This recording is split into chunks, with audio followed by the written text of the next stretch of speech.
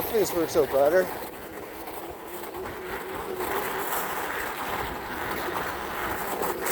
Thanks for bearing with me, you guys, because this is all a learning experience. I hope we get clearer now, video.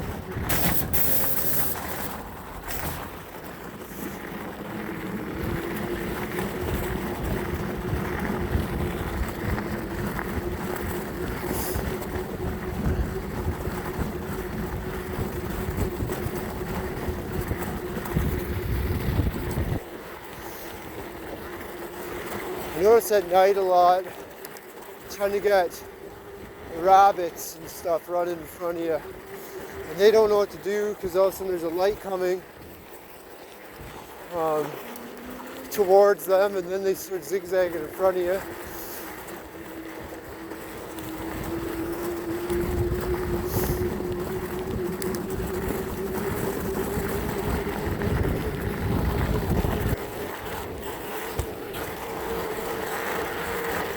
So this is pure ice.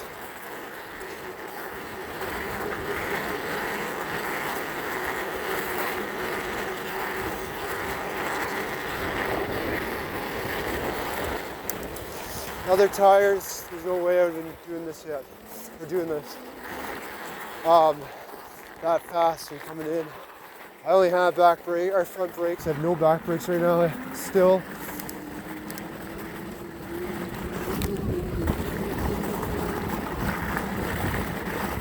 So I'll show you, here's the front brake lock up, and I'll show you how you can control it big time. So, you know, if you come in, and I use my front brake a lot. It's knowing how to know it, or use it when, how and when. So, like right now, if I had to stop, it wouldn't bother me, especially with these. So I'll show you just from here. So it's all ice just up this right here. You watch this.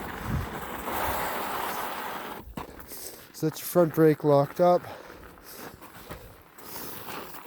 So this here is, it's not as icy right this second, but it was.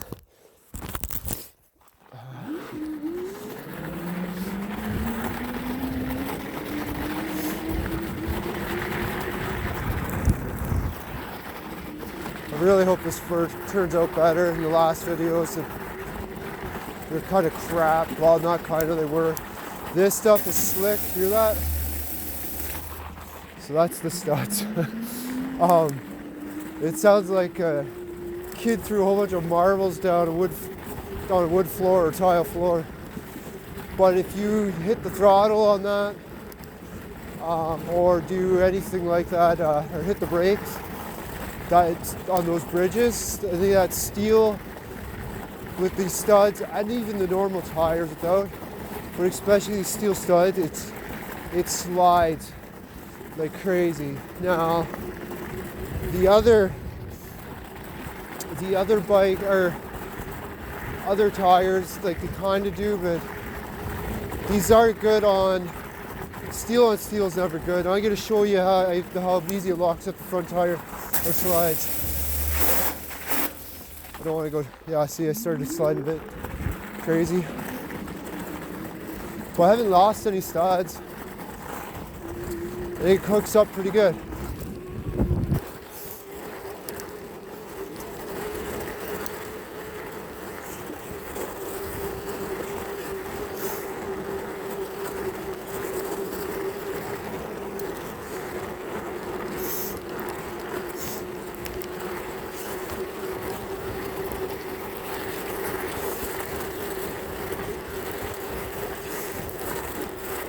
So again, you grab those front brakes and it starts going, the wheel goes sideways.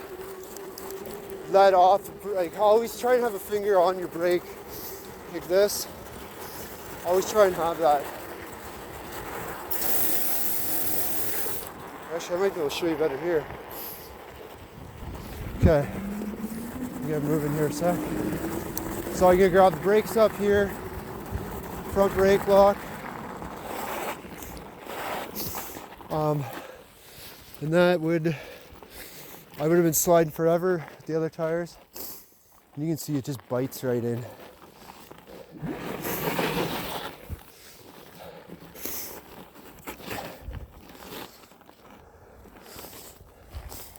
I'll show you a start here. I'm just gonna change gears a bit. So, like this, you'd slide. You'd have to have super low PSI. Like you'd still get through fine, better than normal bike. But a lower PSI would be better. So here, just a couple of spots here. But I'm doing, what are we doing here? Almost 20. And I keep my forks locked out a lot. But you can.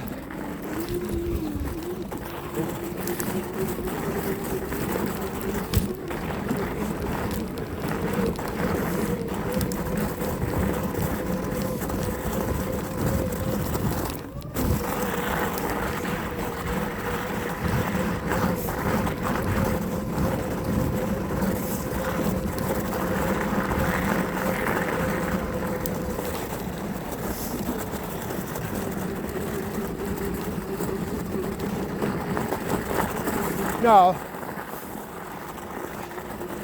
people always ask me what kind of range you're gonna get, and they complain. I'm not gonna lie. A lot of these companies are fudging numbers, and it's just mathematical numbers, like what their calculations figure. It's not real world riding. I could be on that 300-pound weight threshold and not or pedal like crazy and not go through much battery because they pedal. I could also be 110 pounds and just use throttle and not get near as much K. So the way I'm riding, like back on that trail, and if you've seen some of the videos today, I think the one's called Flying Down the Ice Pack Trails or something like that I called it. That ride, I was on throttle a ton. And that, with these tires spiked or studded, and everything it does, it eats them up. So your 1000 watts, you're gonna be using double the power of this. So batteries go quick. 17 amp hour is this. You'd get the 20, which is for that 1000, which is 19.2 actually, I think. And that's not a huge difference. The 17 is actually 16 something, I'm pretty sure. So I think it's if you times those numbers, I think it's 48 volt times that number will tell you your the watt hours or something. I'll have to go over that. And then there's also the controller amperage, its peak. So a lot of these companies, I don't even know 100% if the RIZE 1000 is capable of the full wattage because of the battery. But so the volts is it pushes the power through, from what I understand, and anyone correct me if I'm wrong. But from what I understand, those are that's kind of what pushes the power through, and the higher that voltage, it's a cleaner power or something. Or so I don't know if they. What I see is, I think Juiced uses it, and some others. 52 volt, or it could be Super 73. I'm not sure. But anyways, it's this 52 volt but a lot of them, their amperages are smaller. And like the older e-bikes or cheaper bikes, they're 36 volt. Some of them are 10 amp hour. Now, if I was buying used, I'm gonna give you, for instance, my friend bought a used, I think it's called Hot Bike. It's, don't quote me for sure here, I think it's 48 volt and like a 12 or 13 amp, I think. So that bike, it's got fat tires like this, it's just a fold up. So that bike he has, I think it was like 1200k on it or whatever, close to. His battery is pretty much pooched. And the guy he bought it off just drove around and sold weed off the thing, basically, from another town, and got around on it, but he didn't pedal or anything, really, he said. And that being said, only 1200k and that battery was kind of junk. He's looking for another battery right now. And that tells me, like this one, I'm at 7600 I think, or 77 almost. You have to look. The battery's amazing. And same with the last one at almost 6,000k. So when you're talking a bike with 1400 or whatever, 1500k on it, and the battery or the bike's same as year as mine, that's pretty crazy, the difference. He's got a bike that can barely go anywhere now because of its battery, and I have a bike with over triple the kilometers, and it's still, actually it's like quadruple the K, and this thing is still going strong, as you can see. Video, filming this stuff's hard to show in hills and stuff. There's a channel called Mega Dave's World, and Dave, he does amazing filming, and his editing is superior. You guys must be bored as hell if you're watching these, because these videos suck. But he does great videos. He's got background music, and check it out. It's called Mega Dave's World, his channel. He drives a Blade, black Blade. It's a 1000, and yeah, he does some cool stuff. He's got a pretty epic crash on there. Anyone can appreciate. So just give him time. Try and subscribe and hit like if you guys can too, on my channel and Dave's as well, because it helps. I put a lot of time in answering questions and trying to help people out. So if you end up buying a RIZE bike, let them know that you've seen it on my channel or got your info or whatever, if you could. Just so I can show them it's working, and I'm trying to get this name out there for them a bit.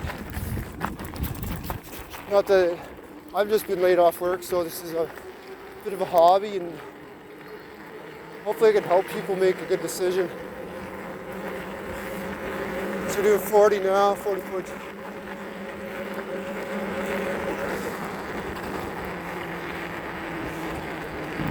And that's with the studded tires in.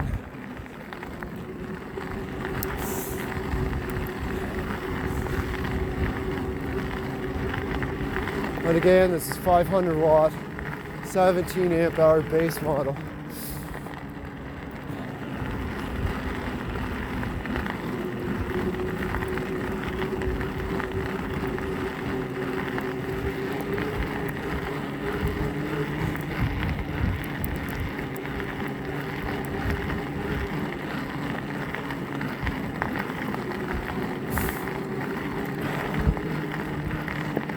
Forgot my balaclava, my goggles, and it's cool out, and it's making my eyes and nose run. Holy. Show you something else of these, just kind of how balanced they are.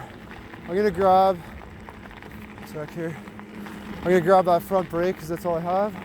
But I'm not gonna actually touch my hand on the, just on the lever, and it'll stop. Like, they're pretty easy to drive.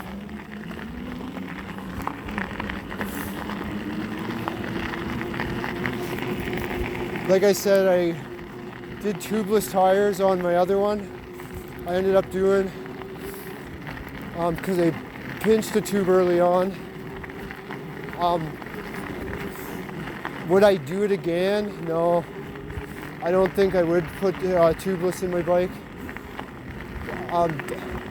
You need a lot of fluid, and that's weight. If you drop your PSI too low, what happens is if you hit a bump or do a corner quick, and fold that sidewall a bit, all of a sudden you lose your bead, and it's like a car. Once that bead comes off, boom, your tire blows, you lose all air instant, and you're on your rim. And it happened to me probably, I'm gonna say at least 4 or 5 times, and literally once I almost died. I was going down one of the main roads in our town, and I hit a pothole, and it was just the way the tire kind of folded, or whatever. It blew the tire, or blew the bead, and I hit the pavement right on the rim. It skidded on the rim, and then I wiped out. But the truck went around me and almost hit a car head on. So I tended to have leaks sometimes with them, and I had to put more fluid in, but then it seemed I could feel it inside. Like, it felt out of balance, actually.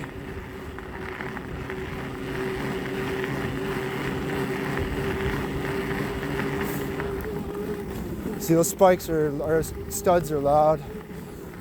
The gravel here is not bad. I don't like riding the gravel much because it gets in your chain and crap, and that's kind of the problem with them on the beach. Yeah, it's fun for 10 minutes. People are checking the bike out, and you're checking out whatever the heck you're into, and all of a sudden that nice fluffy sand you're biking in and close to the water is in your brakes, your gears, and your chain, wherever else you can get. And it's grinding and creaking, and you're gonna spend, well, if you care about your bike, a couple hours damn near pulling stuff apart, trying to get sand out. So another thing is keep your oil or your chain lubed up. Use like a light oil too. Clean your oil chain. And I'm not saying with a pressure washer or anything. You shouldn't even have a pressure washer near the bike, to tell you the truth. Just by hand, soapy water kind of deal. Lube stuff up.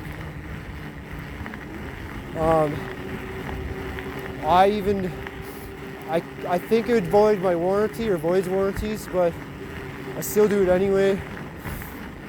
And that's like my motor.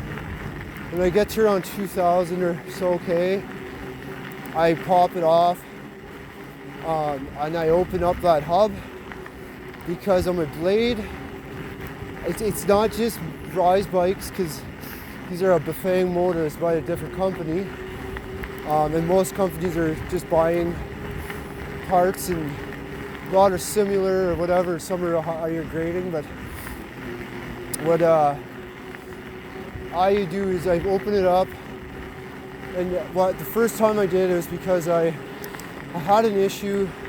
It was jerking and jumping my bike. The power would kick in and out. And this is when I just got it, like a couple days after. I knew nothing about the bikes, really, besides a quick couple things on the internet. So what I did is I take it to an e-shop.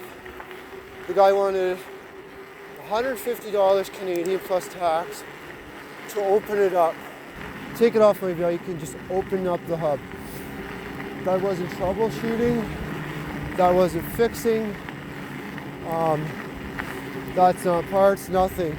So that means that I would have almost $200, $175 or whatever with tax just into the guy opening it and saying it's this, I think, or this, and then if I could fix, or if it could be fixed or not, and then you throw it back together for that 175. Well, I'm pretty handy, and I said I'm just gonna wait, or I'm gonna check it out. So I did it at home. I went on the internet, looked some stuff up. There's some information about it, and I got the blueprints, and then I opened her up. You need a special, it's like a security torque wrench. It looks like a torque wrench with a, has like a hole up in the center of it. And they're for security screws and whatnot.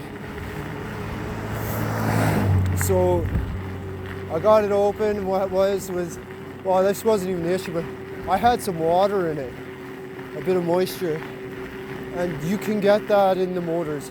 And like I said, it's not just these RIZE, it's if you use a pressure washer or anything, or water gets through the seal, then they'll get in there. So I cleaned it all up inside and I pulled all the original grease out, packed new grease in. Like I cleaned every single tooth out of old grease. So put it back together, and it was winter. When I went out, the bike seemed, it was working, like going forward and stuff and not doing this jerking and hesitating. But what it did was the bike actually was way slower, to the point where I could barely get going and pedaling really. So what it was is I put too much grease into it, and it was basically the motor was fighting itself inside, and I had a hard time spinning it because the grease was so thick, way too much grease, and it was straining it, especially with the cold. So I pulled it back apart, cleaned it all back out, and double checked it, put it back together, and the bike would go forward. And it was fine speed-wise, but it was still not working sometimes. It'd hesitate, jerk, and whatnot. So my friend's an electrician. I'm like, took it to him, because now I'm thinking, oh my God, I'm screwed here. I bought this used bike. Now I'm gonna have to take it to the e-bike shop. So then my friend came over, who's an electrician, and what it was moisture, a bit of water got into my connection where my pedal assist is, the cadence sensor, whatever it is, at your crank. And so it got down, right where the connection is, got in the plug, and it's like cross-connecting the electrical current, and it basically mixed messages, he said. It's good. So we contact cleaned it, put stuff on it, he had, just popped it back together, bike was fine. So I had to pay a fortune. And to me, I just learned how to do it. So like open the bike, I learned more about the bike. Don't be scared to, do some make sure you do maintenance on it. That's key. Because if you don't, I try to stay on top of most stuff if I can, because it could be a big bill if not. And if you're doing a lot of road riding, like on pavement, I would get if if you're not doing trail or it's like a slight bit of trail, I would probably get the slicks. If you're just in a nice warm area. But slicks don't work in the cold and in the rain really, and they hate gravel. So you'll find I play with the air pressure and with all the time. Every day, basically, I'm changing it depending what I'm doing. And you'll notice it when you drop that PSI, it drops your range, everything.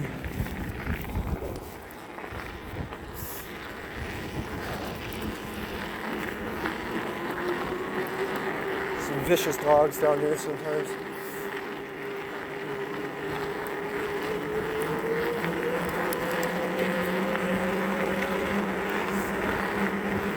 See, I'm just paddling in assist 1, 42, going over a hill.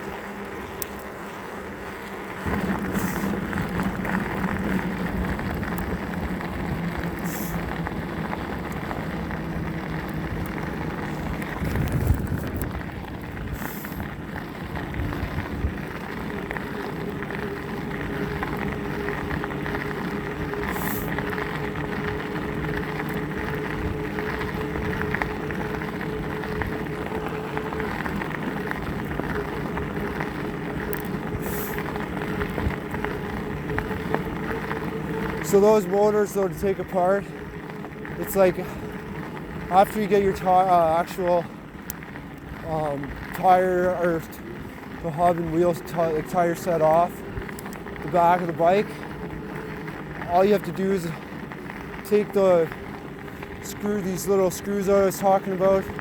I'll probably end up doing a video, but you pop those out and then get a little piece of wood and you hit the axle part, just tap it lightly and it will pop the side out with where the gears are. It'll push that side out and there's a plate and stuff that comes out. So when you do that, the plate that will come out, the plate that comes out is, just one second, I got a car here.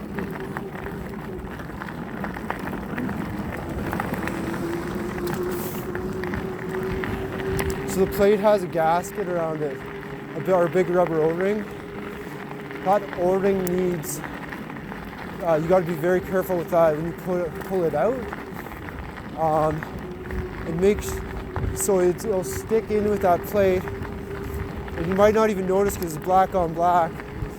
And take a bit of Vaseline or that grease that you used when you put it back together, and put that on that seal, and make sure you put the plate on straight, and make sure you don't crank down on one side when you're putting it in, because you'll end up pinching that seal and you could get water in there.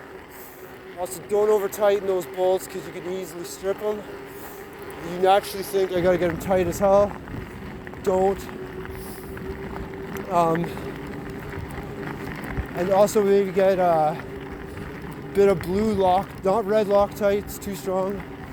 Blue Loctite can be pretty good with these bikes. One thing I notice is the odd time a crank arms seem to get a little loose. So I've used the blue Loctite on those screws just I ended up having to do to stop any backing out or loosening, because I don't want to tighten the living crap out of those bolts, because you're putting so much pressure on the threads and everything for no real reason, because once it's tight, you just want it to stay tight. And that blue Loctite will break easier, as in you can open it up after again or unscrew something fairly easy, compared to the red where you have to heat it up and usually burn it out or impact it out.